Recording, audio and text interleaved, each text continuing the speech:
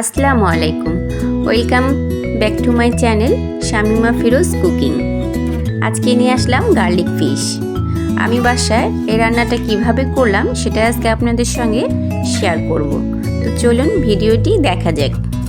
ফার্স্টে আমি এখানে নিয়েছি মাছগুলো আমি ম্যারিনেট করব। দিয়ে দিব সামান্য পরিমাণ লবণ, এবার দিয়ে দিব লেবুর রস, তারপর দিয়ে দিব গোলমরিচ। ভালো করে আমি এগুলো মেখে নিব। এবার একটা সস তৈরি করব।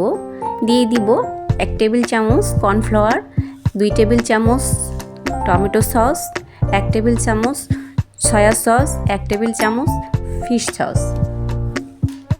এগুলো নেড়ে চেড়ে ভালো করে মিশিয়ে নিব। এরপর দিয়ে দিব 1 চামচ চিনি। এবার চুলোয় কড়াই বসিয়ে দিয়েছি।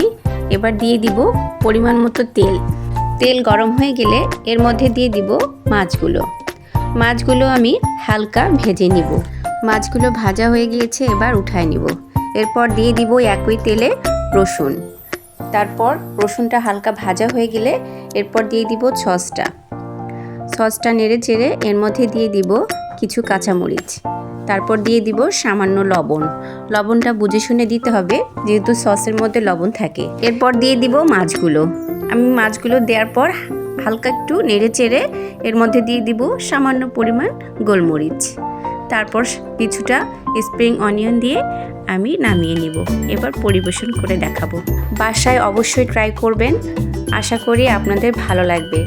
বিশেষ করে ছোট বাচ্চারা এটা অনেক পছন্দ করবে। এটা আপনারা পোলাও, ফ্রাইড রাইস, ভাত সব কিছুর সঙ্গে খেতে পারবেন। ভালো লাগলে সাবস্ক্রাইব করবেন। আসসালামু আলাইকুম।